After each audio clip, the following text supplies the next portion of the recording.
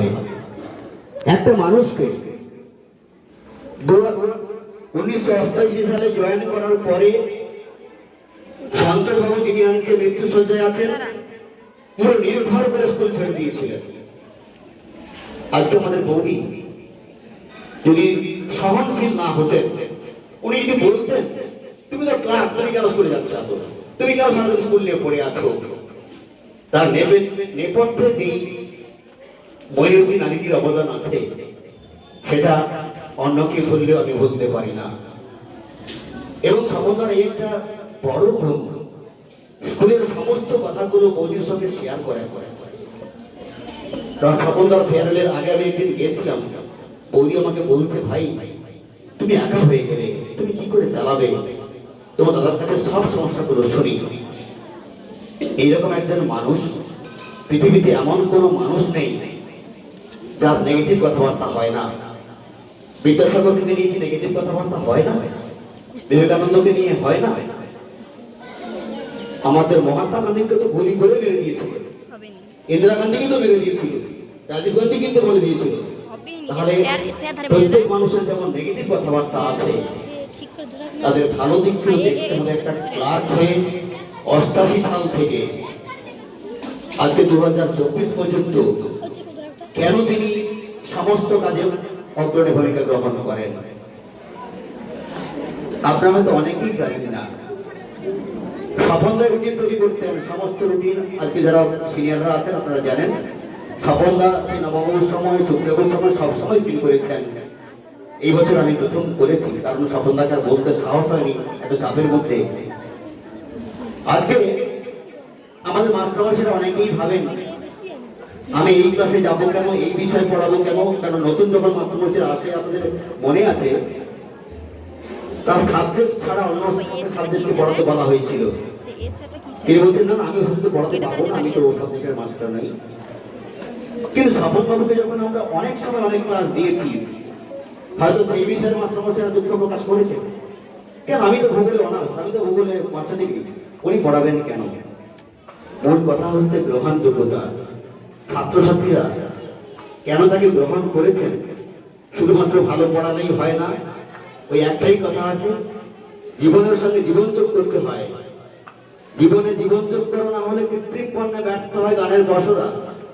আমি ক্লাসে বসে বসে আকাশ পানে তাকিয়ে তাকিয়ে অনেক কিছু আউড়ে দিতে পারলাম, ছেলেরা গ্রহণ করছে কিনা সেটা দেখতে হবে।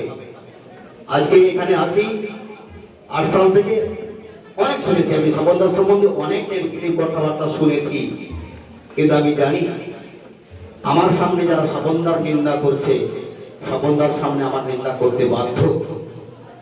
পৃথিবীতে যদি 3 জন বন্ধু থাকে, 2 জন বন্ধু যখন একান্তে মিলিত হয়, সে 3টে বন্ধুকে নিন্দা করবেই, এটা জন কিটসের কথা। সুতরাং মূল্যায়ন করতে হবে কেন সেই মানুষটি 88 সাল থেকে আজ পর্যন্ত সবার হৃদয়ে আছেন। আমার ছাত্রছাত্রীরা এটুকু আমি অভ্যস্ত করতে পেরেছি, ও আমাকে ভালোবেসে থাকতে পারে না, ওকে লাগাবে না বাবা, ও আমার টানে এসে, তোমরা যেমন অনেকে আমাকে ভালোবেসে কাছে চলে আসো, ওই অসহায় কুকুরটু সে কিন্তু আমাকে খুঁজে চলে আসে, এত সময় বাবা আসেনি কেন? জীবে প্রেম করে যেই জন সেই জন সেবিছে ঈশ্বর, এইটা চিন্তা মাথায় রেখে ওকে তোমরা ক্ষমা করে দিয়ে আসল কথায় চলে আসো। স্বপন বাবু আজকে আমাদের কাছে, আমার কাছে, যেটা আজকে আমাদের বাঁশি বলে গেছে, আমাদের রচনা বলে গেছে, আমি প্রচন্ড নিঃসঙ্গ। আজকে কন্যাশ্রীর 3 জনকে আমি এখনো খুঁজে পাইনি, যেটা নিয়ে আমাদের কম্পিউটার প্রেসিডেন্টকে বারবার ফোন করছে। একমাত্র স্বপনদাই পারত, শুধু নামটা বলতে হতো, যেটা আমাদের দীপ্তিসিদ্ধি ধারণ করে চলে গেল। এক নিমেষে বলে দেবে এর বাড়ি কোথায়, এর বাবার নাম কি, মার নাম কি। কেন স্বপনদা একা বলবে? আমরা তো অনেকেই এখানে আছি, আমরা কেন বলতে পারি না? কারণ স্বপনদার সঙ্গে যে যোগাযোগ, আন্তরিক যোগাযোগ, সেটা আমাদের অনেক মাস্টারমশাইয়ের সঙ্গে ছাত্রছাত্রীদের বা গার্ডিয়ানের সম্ভব হয়নি। কারণ স্বপনদা আদি অন্ত তোমাদের সঙ্গে স্নেহ করেন, ভালোবাসেন, যেটা আমরা অনেকেই করতে পারি না। 1988 সাল থেকে 96-97 সাল তিনি সন্তোষবাবুর সঙ্গে কাটিয়েছেন। উনি বলেছিলেন আমাকে অনেকবার, স্যার সেই সময় যদি আপনাকে মানে আপনার তরুণকে পাওয়া যেত, আমাদের স্কুল অনেক আগে হতে পারতো, কেন স্যার ততটা হয়তো অফিস যেতেন না। তারপরে সত্যবাবুকে পেয়েছেন 10 বছর, 2006 সাল পর্যন্ত। তারপরে সুপ্রিয়াবু, তারপর আমি সবচেয়ে বেশি কাটালাম একজন মানুষের সঙ্গে, যে মানুষটা হয়তো কম্পিটিশনের সঙ্গে সঙ্গে কিছুটা নিজে গুটিয়ে নিয়েছেন, কিন্তু যে পরাভয় বিরোধ থেকে দাঁড়িয়ে স্যার আপনার কিচ্ছু ভয় নেই, আমি তো আছি, এই সাহসটা আমাকে সবচেয়ে বেশি ক্ষমতা দিয়েছিল।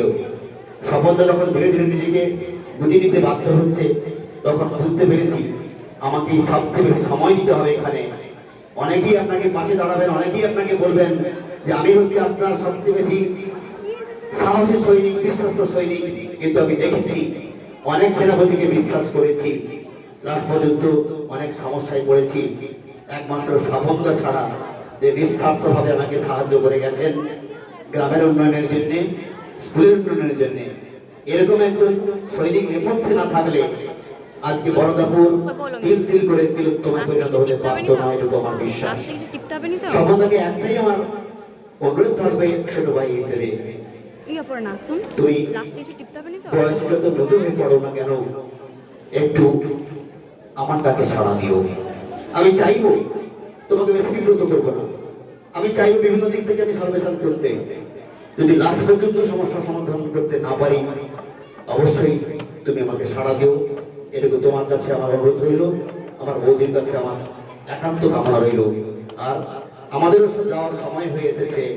দিগ্বিজয়বাবু, আমি সোহেববাবু পরপর লাইন দিয়ে আছি, স্বপনদার অবসর জীবনে ভালো কাটুক, এটুকু আমরা কামনা করি। আমরা সবসময়ের জন্য তোমার সঙ্গে আছি। স্বপনদাকে আমার প্রণাম।